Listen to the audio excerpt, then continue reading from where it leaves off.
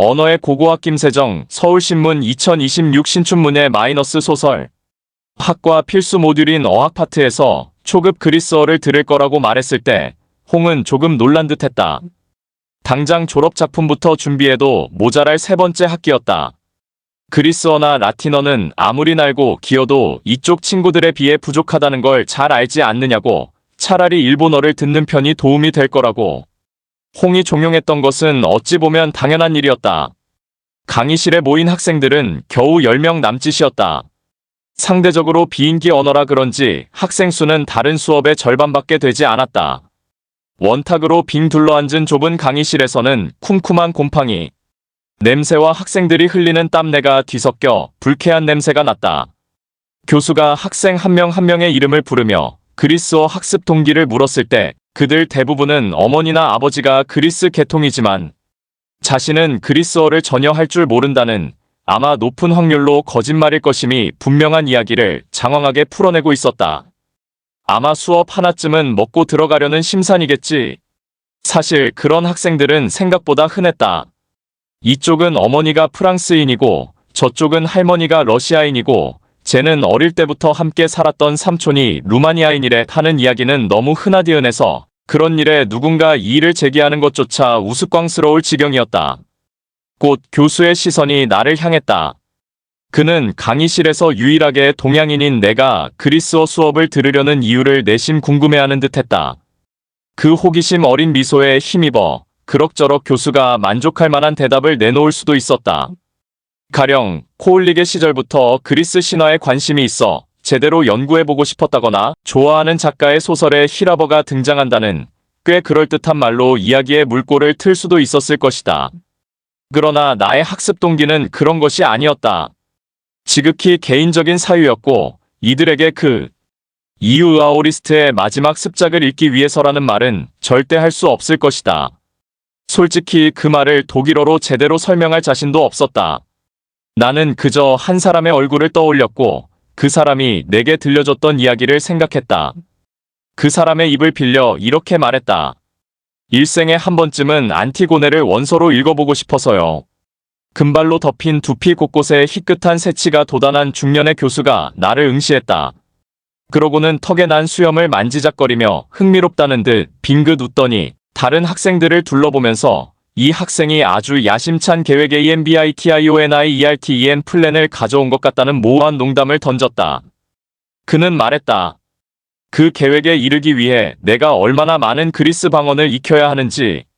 현대 그리스어에 대한 배경 지식은 물론 고전 그리스어의 아티카 방언, 이오니아 방언과 아이올리아 방언까지 소포클레스나 호메로스 같은 작자들을, 화자가 사라진 언어를 읽으려면 얼마나 많은 시간을 투자해야 하는지 아냐면서 시대와 지역별로 나눈 그리스어의 기원을 장황하게 설명했다. 왜인지는 모르겠지만 그의 설명 방식은 내 어깨를 점점 짓눌렀다. 마치 모든 학생 앞에서 나의 야심찬 계획이 얼마나 허황된 것인지 이 자리에서 당장 밝혀내겠다는 듯. 그의 눈빛은 이제 처음 드러냈던 조소를 넘어 약간의 경멸마저 내비치는 듯했다. 하지만 그가 간과한 것이 있다면 내가 그 정도로 바보는 아니라는 것, 그 사실에 관해서라면 이미 오래전에 들은 적이 있다는 점이었다. 내가 수업에서 학습 동기를 제대로 밝혔더라면 어쩔 수 없이 나의 개조모의 STIEFGR 로머터라고 소개해야 했을, 적어도 내가 아는 지구상의 유일한 아오리스트 AORIST인 나의 할머니 하나코 씨로부터 말이다. 시제텐스는 시간타임과 시상 에스펙트과 함께 작동한다. 할머니의 아오리스트의 필사 노트는 그렇게 시작된다. 내가 그 노트를 처음 발견한 것은 라이프치히 대학 문창과에서 석사 첫 학기를 보낸 직후였다. 할머니가 위독하다는 소식을 들은 것은 학기 과제를 제출한 지 며칠 지나지 않은 초봄이었다. 많이 아프셔? 출국하기 전에도 할머니의 건강 상태는 좋지 않았다. 어제 쓰러지셨어 라고 수화기 너머의 엄마는 말했다. 또? 엄마는 답하지 않았다. 조금 지친 목소리로 첫 학기도 보냈는데 한국에 한번 들어와야 하지 않겠냐고 물었다. 한국으로 가는 비행기 안에서 나는 아무 음악도 영화도 틀지 않은 채 맞은편의 화면을 응시했다. 유라시아 대륙을 가로지르는 노란 경로를 따라 비행기 모형이 느리게 움직였다. 나는 고개를 돌려 한반도 오른편에 있는 섬나라를 바라보았다. 문득 홍의 고향인 하코다테와 후추시의 거리가 얼마나 먼지 궁금했다. 엄지와 검지를 펼쳐 그 사이를 가늠해 보았다. 겨우 손톱 하나가 들어갈 정도의 좁은 너비였다. 부모님은 대학에 합격한 후에야 유학에 대한 나의 의지를 인정했다. 엄마는 애초부터 내가 독일에 가는 것을 반대했다. 왜 거기까지 가서 또 글을 쓰려고 하냐고. 대체 돈은 언제 벌 셈이냐고 물었다. 아버지는 굳이 반대하지는 않았지만 찬성하지도 않았다. 아마 아버지는 내심 형과 함께 시장의 곡물 가게를 이끌어가기를 바랐을 것이다. 독일에 오기 전까지 나는 서울로 도망간 형 대신 아버지의 쌀가게 일을 도왔다. 오랜만에 만난 할머니의 얼굴은 생각보다 밝아 보였다. 불과 3주 뒤에 죽음이 임박한 사람으로는 보이지 않는 혈색에 당황한 사람은 오히려 나였다. 나중에 병실 복도에서 엄마에게 들은 바로는 내가 한국에 도착하기 전날부터 할머니의 정신이 거짓말처럼 맑아졌다고 했다. 나를 보자마자 할머니는 거친 손으로 내 뺨을 매만졌다. 밥은 잘 먹고 다니느냐고, 애가 왜 이렇게 피골이 상접해 백가죽이 등에 눌어붙었느냐면서 요 몇 달 동안 자신의 모습을 한 번도 거울에 비춰본 적 없는 사람처럼 말했다.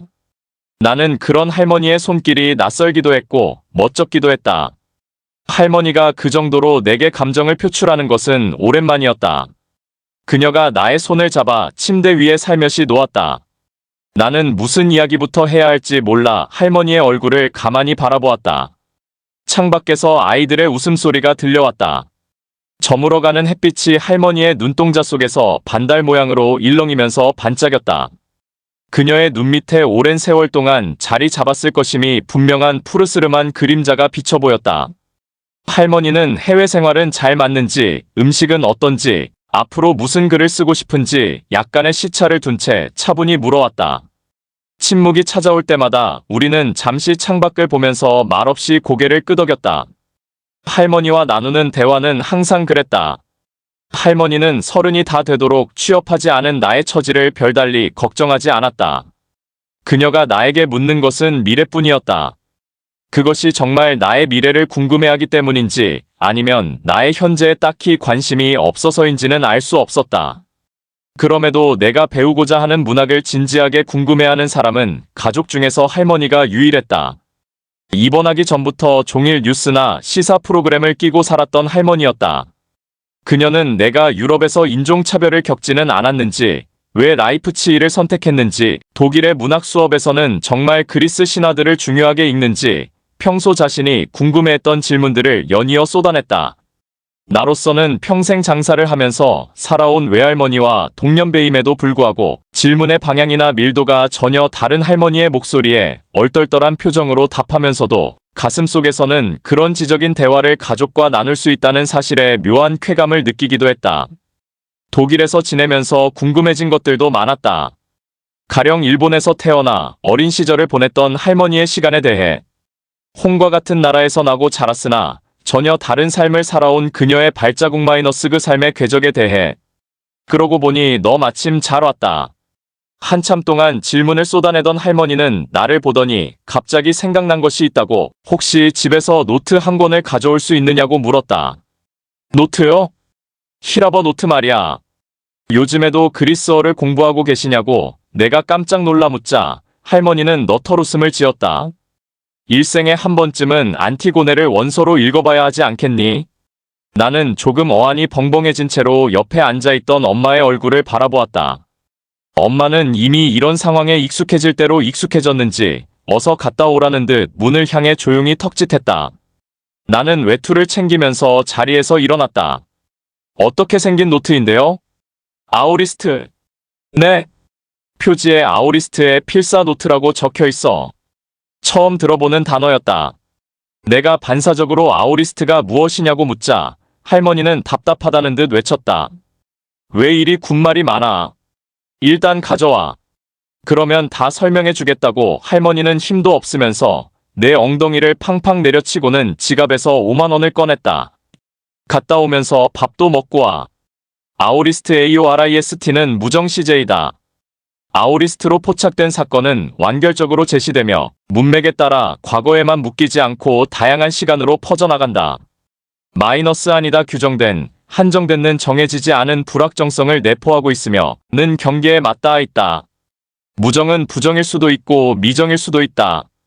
부정과 부정을 착각해서는 안 된다. 구별되어야 한다. 사실 할머니의 일생에 관해서는 아는 것이 거의 없다. 할머니를 처음 만난 것은 중학교에 막 입학했을 때였고, 그때 우리는 구포시장 근처에 있는 고급 중식당에서 저녁을 먹었다. 당신은 아버지와 함께 살게 된 지도 겨우 한 달밖에 안 된 시기여서 나는 그 모든 상황이 이상하고 낯설기만 했다. 할머니는 외할머니와 같은 나이인데도 10살은 더 많은 사람처럼 보였다. 그러나 차분하고 낮은 목소리와 부드러운 말투 때문인지 외할머니에게선 느낄 수 없던 우아한 기품이 느껴졌다. 할머니의 첫인상은 내게 꽤나 강렬한 기억으로 남아있다. 그건 그날 내가 절반쯤 남겨버린 짜장면을 할머니가 자신 앞으로 가져가 거침없이 먹기 시작했기 때문이다. 친구들과 이미 간단한 저녁 식사를 하고 와 배가 부른 상태였다. 조금 전부터 할머니가 내 그릇을 유심히 지켜보는 것 같다는 인상을 받긴 했지만 갑자기 그릇을 가져가 처음 보는 아이가 남긴 잔반을 거리낌 없이 먹을 것이라고는 생각지 못했다. 네가 입이 짧은 모양이구나. 할머니가 조용히 입을 닦으면서 말했다. 내가 당혹스러운 얼굴로 부모님을 바라보자 아버지가 아무리 그래도 잔반을 드시냐고 아직 출출하시면 한 그릇을 더 시켜드리겠다고 웃으며 이야기했다. 하지만 할머니는 한 손으로 손사래를 쳤다. 됐다. 그냥 딱 한 입 정도만 더 먹고 싶었어. 그리고 할미가 손주가 남긴 음식을 먹는다는데 그깟 잔반이 뭐가 대수냐? 할머니가 반대편 손으로 냅킨을 꺼내들며 덧붙였다. 이제 가족인데. 당시 나는 그런 할머니의 행동에 내심 감동을 받았다. 물론 그것이 완벽하게 의도된 행동이라는 것을 모르지 않았다. 할머니는 아마 아버지의 남동생 내외에 대한 이야기를 전해 들었을 것이다. 그 여자가 나이가 어린 엄마를 가족으로 인정하려 들지 않는다는 것을. 그런 분위기를 내심 눈치채고 있었을 것이다. 하지만 강렬한 첫 만남에도 불구하고 나와 할머니 사이의 감정적 거리는 꽤나 오랫동안 일정한 거리를 유지했다. 할머니는 구포동에 있는 오래된 주공아파트 단지에 홀로 살고 있었다. 아버지는 마치 분기보고서를 쓰듯 의무적으로 식재료를 잔뜩 사서 할머니를 방문했고 그럴 때마다 할머니가 아니었다면 지금의 자신은 없었을 것이라는 의례적인 감사 인사를 건넸다. 내가 할머니와 대화를 나눌 수 있는 시간은 그때가 전부였다. 하지만 정작 할머니와 많은 대화를 나누지는 못했다. 나는 그 어색한 시간을 견디기 위해 괜히 할머니의 방안을 둘러보곤 했다. 안방의 벽에는 그 흔한 가족 사진 한 장조차 붙어있지 않았다. 그럼에도 그런 시간들 속에서 할머니를 조금씩 알게 됐다. 아버지와 나누는 대화를 엿들으면서 마이너스 이제 돈 쓰는 법도 좀 배우세요. 평생 고된 일만 하시고 저희가 하지 말라고 해도 식당 일에 식모 생활에 몸 쓰는 일만 하셨잖아요. 마이너스 그녀의 성격을 조금은 짐작할 수 있었다. 두 아들이 용돈을 줘도 일을 하지 않고는 못 배기는 사람. 그렇게 번 돈의 대부분을 저금하는 사람. 남편의 병수발을 들고 두 아들이 먹을 반찬을 만드는데 평생을 보낸 사람. 그러나 정작 두 아들은 일본식 반찬을 학교에 가져가는 것을 부끄러워해서 집에 두고 가고 먼저 간 남편은 자신을 호적에 올리지도 않았다는 사실을 뒤늦게 깨달은 사람. 일생을 거부당한 사람. 그래서 누구보다 상처받은 사람이 할머니였다. 그래서 가끔 아버지가 못마땅했다. 한 시간이 지나 정해진 칭찬의 레퍼토리가 모두 소진되면 마치 알람 시계라도 설정해 놓은 사람처럼 이제 그만 가봐야겠다며 자리에서 일어나는 아버지를 보고 있자면 할머니의 기만당한 삶이 여전히 지속되고 있는 것 같았다. 아버지도 그걸 모를 리가 없었다. 가장 가까이서 보고 들었을 텐데 어떻게 저럴 수 있을까? 쏜살같이 일어나 집을 나서려는 모습을 바라볼 때면 마치 아버지의 진심을 아직 오지 않은 불편한 미래를 보는 듯한 기분에 사로잡혔다. 어머니 인생도 굴곡이 많았지. 아버지는 종종 제사를 지낼 때도 그런 이야기를 들려주었다. 할머니가 친모가 아니라 계모라는 사실, 친모는 아버지를 낳은 지 2년도 되지 않아 돌아가셨다는 사실은 그때 들었다. 구포동 할머니는 1928년에 도쿄에서 태어났다고 했다. 어릴 때 부모를 따라 조선으로 넘어와 구포에 정착했다고. 16살이 되던 해 조선인 남자와 눈이 맞아 결혼했지만 불과 1년 만에 병에 걸린 남편과 사별했다고 했다. 일본인 송환 때 돌아가지 않으신 걸 보면 아는 친척도 없으셨던 모양이야. 우리한테는 아들을 조선에서 키우고 싶어서 그랬다고 하셨지만 하나밖에 없던 아들은 전쟁 중에 죽었다고 했다. 그렇게 시간이 흘러 23살 때 할아버지를 만난 거라고 아버지는 덧붙였다. 아버지 바람기가 보통이 아니니 어머니가 고생을 많이 하셨지.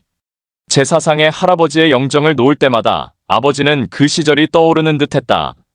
하지만 질색하는 표정을 지으면서도 말을 멈추지는 않았다.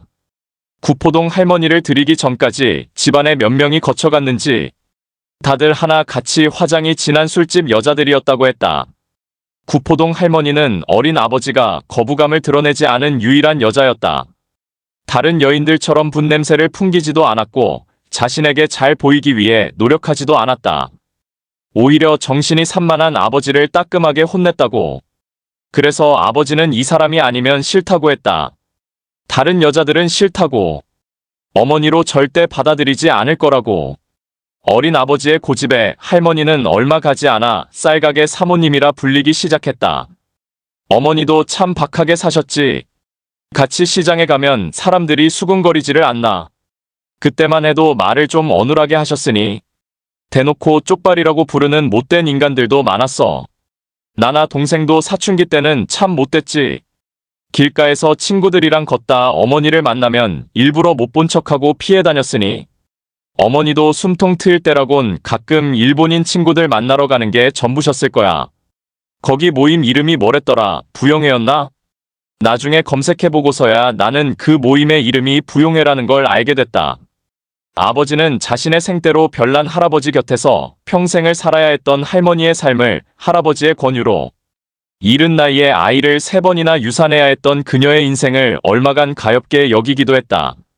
하지만 그게 전부였다. 아버지는 할머니에 대해 하나코라는 인간에 대해 그 이상의 의미를 느끼지는 못하는 것처럼 보였다. 아버지에게 할머니란 그저 어머니, 지극히 언어적인 의미로서의 어머니일 뿐이었다. 무정시제 연습 55. 지배하다. 현재 시제 지배하고 있다. 과거 시제 과거에 지배를 했고 그 일은 그때 완결되었다. 완료 시제 과거에 지배를 했고 현재에도 여전히 지배하고 있다. 무정시제 과거에 지배를 했지만 그 일은 그때 완결되었고 지금도 여전히 지배하고 있는지 어떤지는 알 수 없다. 무정시제 연습 178. 잃어버리다. 현재 시제 잃어버리고 있다. 과거 시제 과거에 잃어버렸고 그 일은 그때 완결되었다. 완료 시제 과거에 잃어버렸고 현재에도 여전히 잃어버리고 있다. 무정 시제 나는 과거에 잃어버렸으나 그 일은 그때 완결되었고 지금도 잃어버리고 있는지 어떤지는 알 수 없다. 나는 과거에 아이를 잃었으나 그 일은 그때 한 번으로 완결되었고 지금도 잃고 있는지 어떤지는 알 수 없다. 과거의 어느 시점에서만 지속되거나 반복되는 일이 아니기에 이것은 미완료가 아니다. 과거에 발생한 그 일이 현재의 하나의 상태로 고정돼 있다고 말할 수 없기에 완료도 아니다. 나는 여전히 알 수 없다. 알 수 없기 때문에 잊지 않는다. 영원히 재현할 수 없다. 늘 불완전한 중얼거림으로 남아있다. 이 모든 것이 그 사후로부터 비롯되었다.